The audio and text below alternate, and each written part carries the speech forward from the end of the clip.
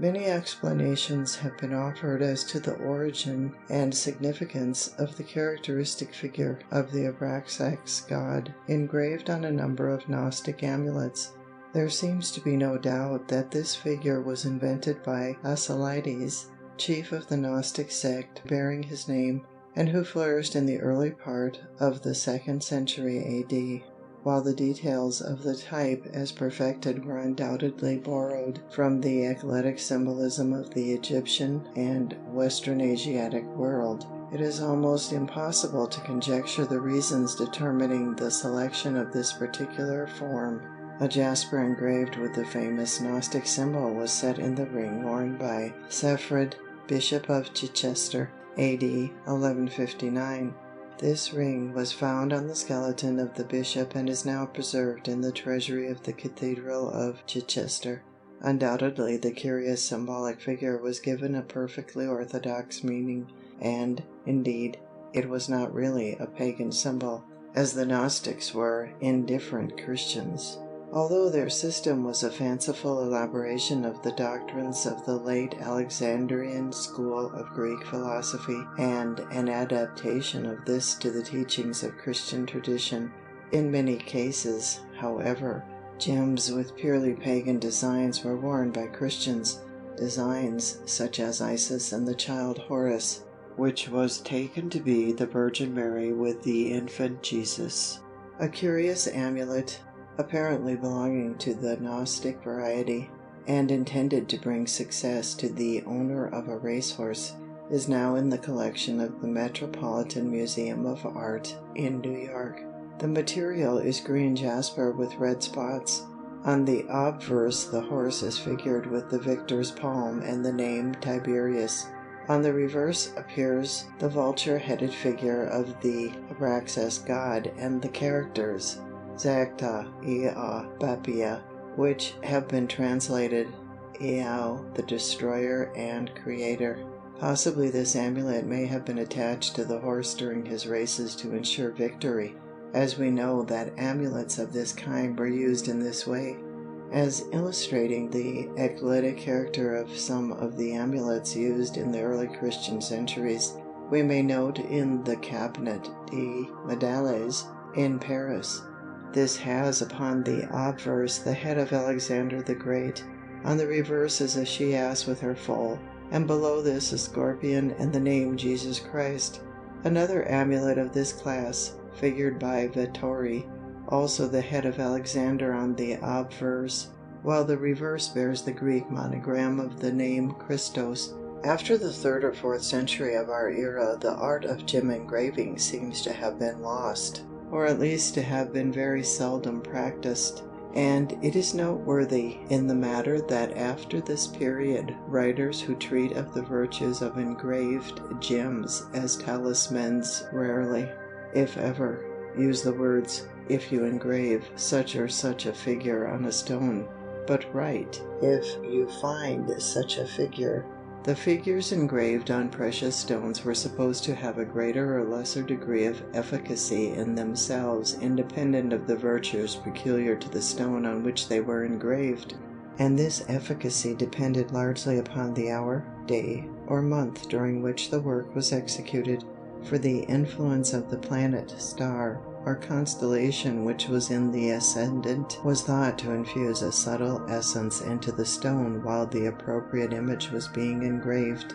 However, to exert the maximum power, the virtue of the image must be of the same character as the virtue inherent in the material, and the gem became less potent when this was not the case.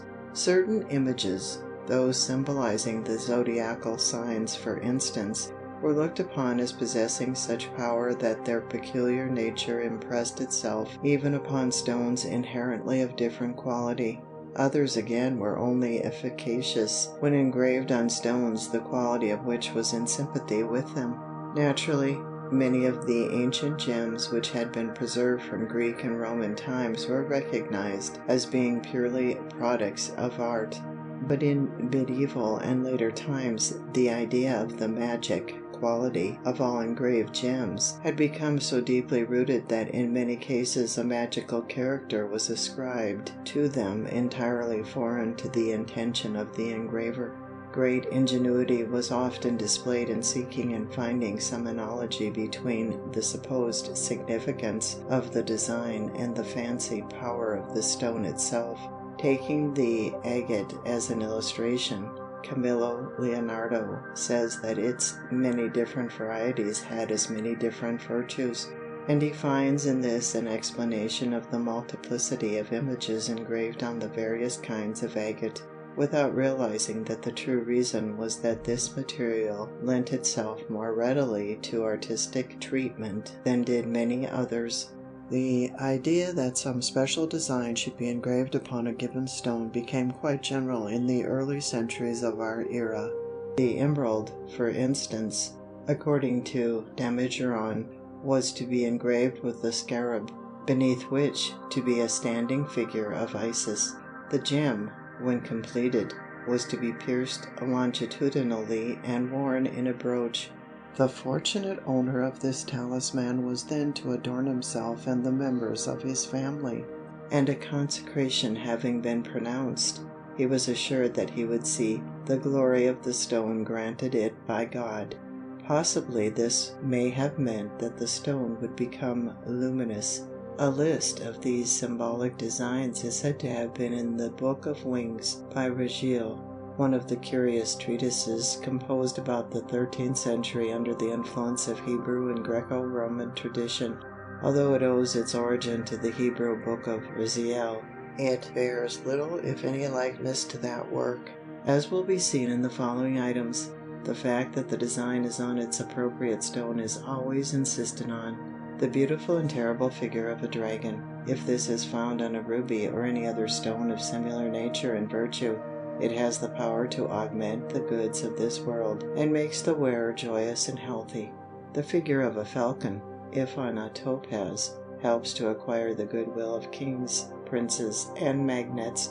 The image of an astrolabe, if on a sapphire, has power to increase wealth and enables the wearer to predict the future.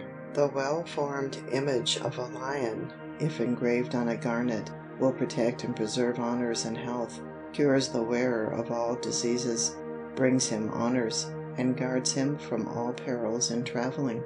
An ass, if represented on a chrysolite, will give power to prognosticate and predict the future. The figure of a ram or of a bearded man, on a sapphire, has the power to cure and preserve from many infirmities as well as to free from poison and from all demons. This is a royal image. It confers dignities and honors and exalts the wearer. A frog, engraved on a barrel, will have the power to reconcile enemies and produce friendship where there was discord. A camel's head or 2 goats among myrtles, if on an onyx, has the power to convoke, assemble, and constrain demons. If anyone wears it, he will see terrible visions in sleep. A vulture, if on a chrysolite, has the power to constrain demons and the winds. It controls demons and prevents them from coming together in the place where the gem may be. It also guards against their importunities.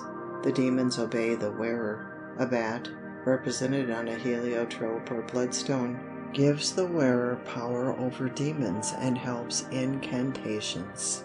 A griffin, imaged on a crystal, produces abundance of milk. A man richly dressed with a beautiful object in his hand, engraved on a carnelian, checks the flow of blood and confers honors. A lion or an archer, on a jasper, gives help against poison and cures from fever. A man in armor, with bow and arrow, on an iris stone, protects from evil both the wearer and the place where it may be. A man with a sword in his hand, on a carnelian, preserves the place where it may be from lightning and tempest, and guards the wearer from vices and enchantments. A bull engraved on a prase is said to give aid against evil spells and to procure the favor of magistrates. A hoopoe with a tarragon herb before it, represented on a barrel, confers the power to invoke water spirits and to converse with them. as well as to call up the mighty dead and to obtain answers to questions addressed to them.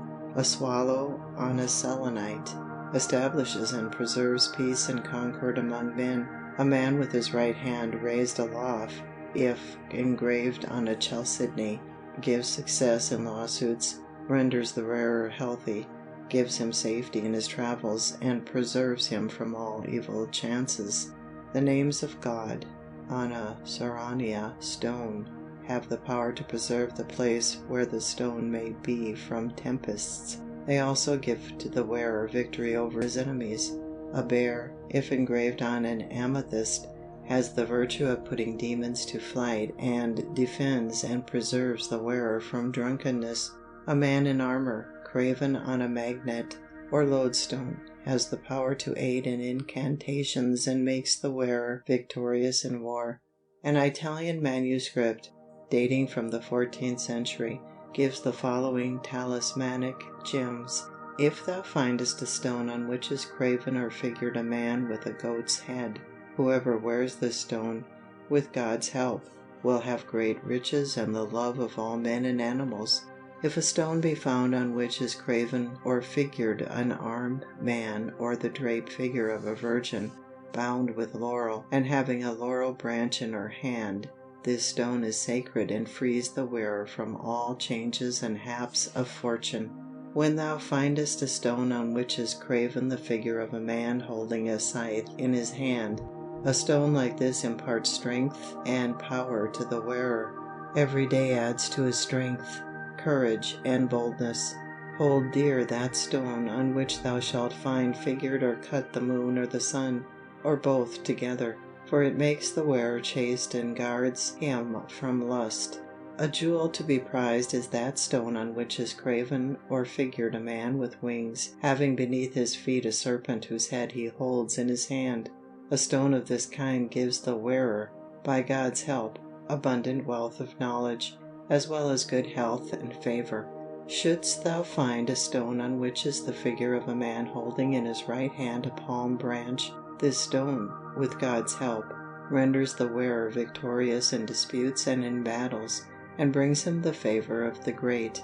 Finding the stone called jasper, bearing graven or figured a huntsman, a dog, or a stag, the wearer, with God's help, will have the power to heal one possessed of a devil, or who is insane.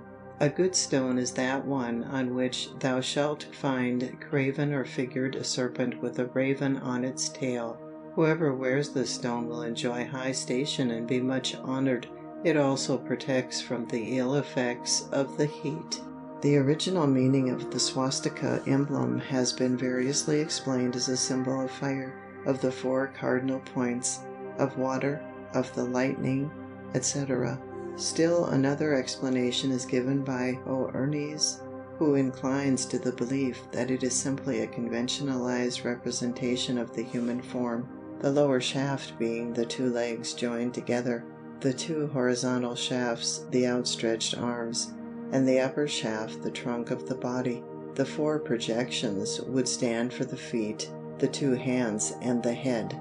The Egyptian crux ansata, the hieroglyphic symbol for life, and the Phoenician tau symbol, the mark that was to be stamped upon the foreheads of the faithful in Jerusalem, Ezekiel 9:4, and which in early Christian art was frequently substituted for the usual cross, are both explained by Oernes in a similar way, and he notes the fact that the swastika symbol does not appear in Egyptian or Phoenician art, drawing the inference that all 3 symbols originated in the same form or figure.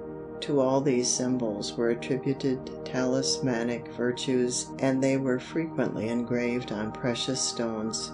The so-called Monoramatic Cross was freely used in work of the 5th century. This is simply a modification of the monogram formed of the first 2 letters of the name Christ as written in Greek, a device which first appeared after the time of Constantine the Great, 337 AD. This monogram usually assumed the following form: PX, and the monochromatic cross was made by changing the position of the Greek X, chi, and making one of its arms serve as the straight stroke of the P R, thus giving the following form P. A curious amulet to avert the spell of the evil eye is an engraved sard showing an eye in the center, around which are grouped the attributes of the divinities presiding over the days of the week. Sunday, the Dies Solis, is represented by a lion. Monday, the Dies Lunae, by a stag. Tuesday, the Dies Martis, by a scorpion. Wednesday, the Dies Mercurii, by a dog. Thursday, the Dies Jovis, by a thunderbolt. Friday, the Dies Veneris, by a snake.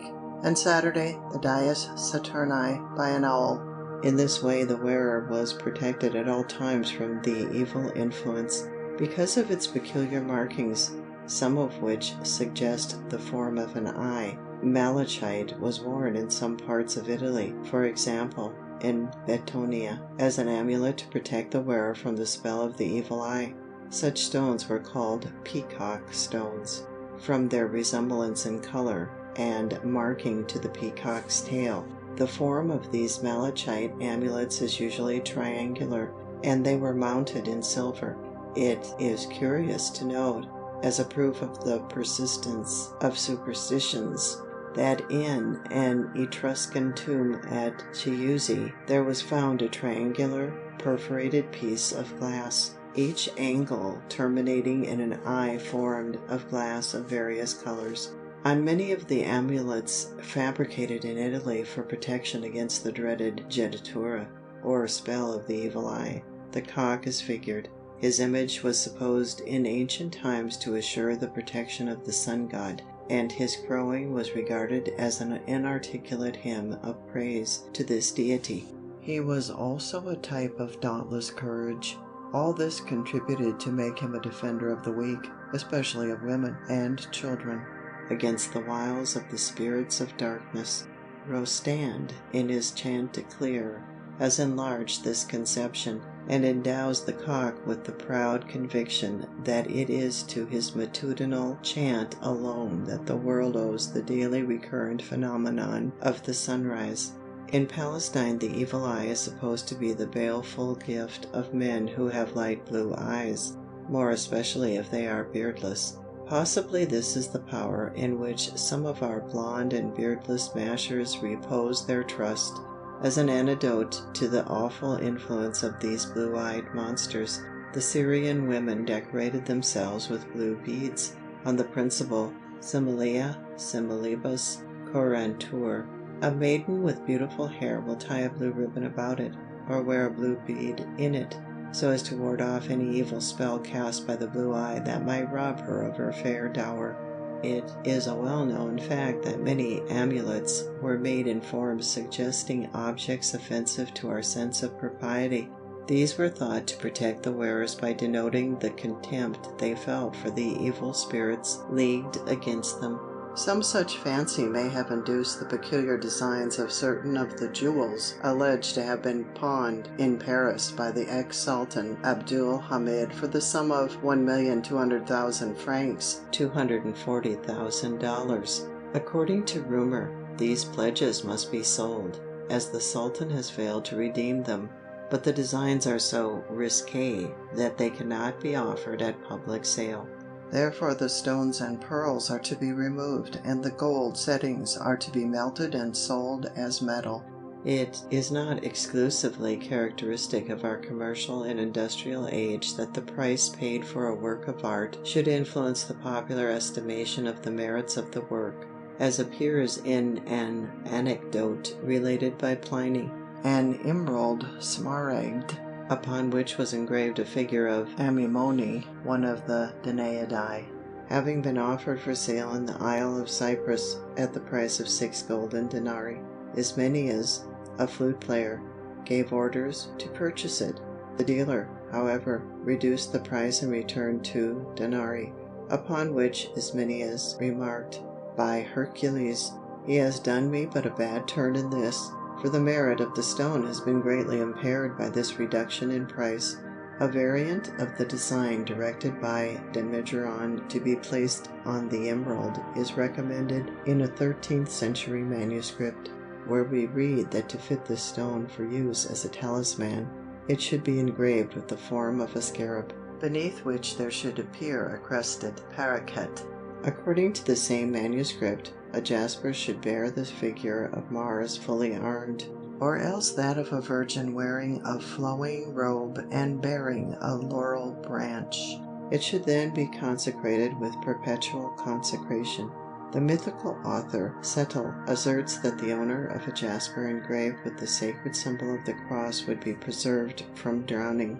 A curious quid pro quo appears in a 15th century treatise on gems written in French. Here, in a list of engraved gems suitable for use as amulets, we read, "If you find a dromedary engraved on a stone with hair flowing over its shoulders, this stone will bring peace and concord between man and wife." The original Latin text read, "If you find Andromeda on a stone with hair flowing over her shoulders," etc. The translator's art, which could turn Andromeda into a dromedary, almost equaled that of the enchantress Circe. A few even of the early writers were disposed to be skeptical as to the virtues ascribed to these engraved gems, and did not hesitate to assert that the Greek and Roman engravers executed their designs for ornamental purposes rather than to fit the gems for use as talismans.